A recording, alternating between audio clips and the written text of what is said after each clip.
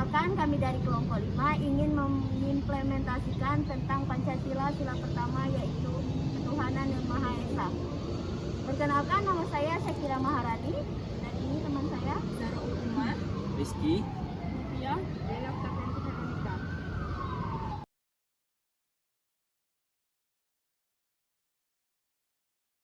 nilai dan makna yang terkandung dalam Pancasila sila pertama adalah nilai ketuhanan.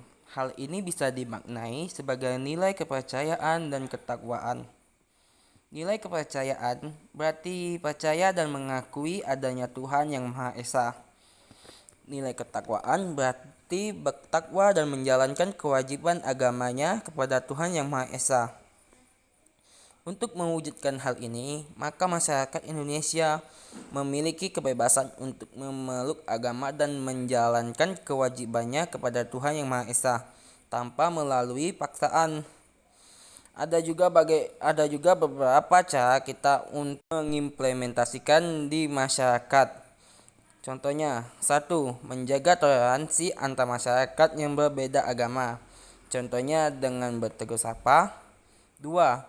Berbuat baik kepada tetangga. Contohnya membagikan makanan atau bingkisan. 3. Mematuhi peraturan yang ada di masyarakat. 4.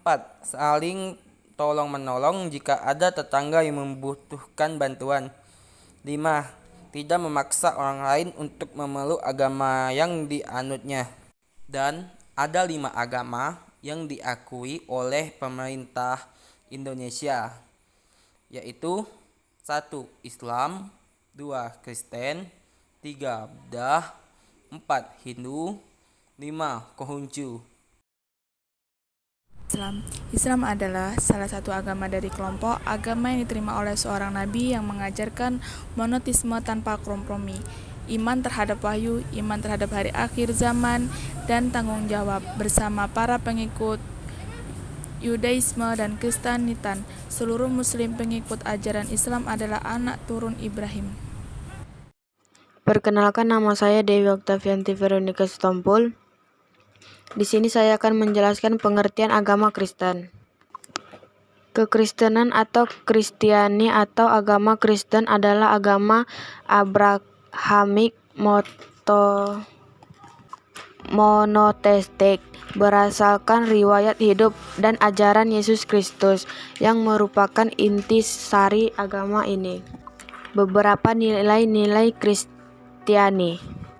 Nilai-nilai yang ada pada diri Tuhan Yesus Kristus itu diantaranya: 1. Kebenaran, yaitu kita harus memegang kebenaran dan mengajarkan dalam kebenaran berdasarkan kepada Alkitab. 2. Kekudusan, ini merupakan syarat seseorang dapat melihat Allah dan masuk menghadap hadiratnya.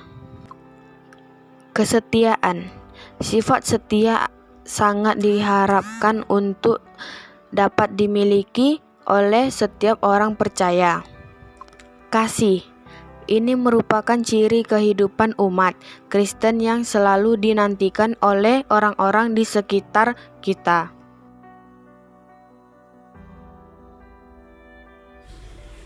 Agama Hindu merupakan agama dominan di Asia Selatan, terutama di India dan Nepal, yang mengandung aneka ragam tradisi. Agama ini meliputi berbagai aliran, diantaranya Saiwa, Waisnawa, dan Sakta, serta sesuatu pandangan luas akan hukum dan aturan tentang moralitas sehari-hari yang berdasar pada karma, dharma, dan norma kemasyarakatan. Agama Hindu cenderung seperti himpunan berbagai pandangan filosofis atau intelektual daripada seperangkat keyakinan yang baku dan seragam.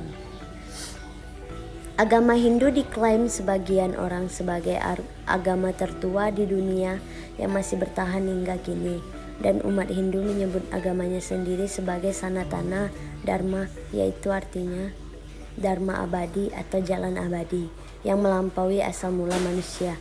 Agama ini menyediakan kewajiban kekal untuk diikuti seluruh umatnya tanpa memandang strata, kasta, atau sekte. seperti kejujuran, kesucian, dan pengendalian diri. Para ahli barat memandang Hinduisme sebagai peluburan atau sintesis dari berbagai tradisi dan kebudayaan di India dengan pangkal yang beragam dan tanpa tokoh-tokoh pendiri.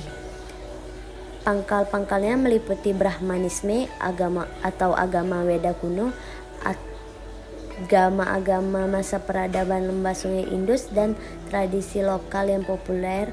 Sintesis tersebut muncul sekitar 500 sampai 200 sejarah Masehi dan tumbuh berdampingan dengan agama Buddha hingga abad ke-8 dari India Utara. Sintesis Hindu tersebar ke selatan hingga sebagian Asia Tenggara. Agama Buddha atau Buddhisme adalah sebuah agama berfaham non-teisme atau filsafat yang berasal dari bagian timur anak benua India dan berlandaskan kepada ajaran Siddhartha Gautama. Penyebaran agama Buddha di India dimulai sejak abad ke-6 sebelum Masehi hingga abad ke-4 sebelum Masehi. Buddha sendiri adalah salah satu ajaran agama yang sudah diikuti sejak 2540 tahun lalu. Ajaran ini ditemukan dan diajarkan oleh Siddhartha Gautama setelah ia mencapai pencerahan sempurna dan kemudian dikenal dengan sebutan Sang Buddha.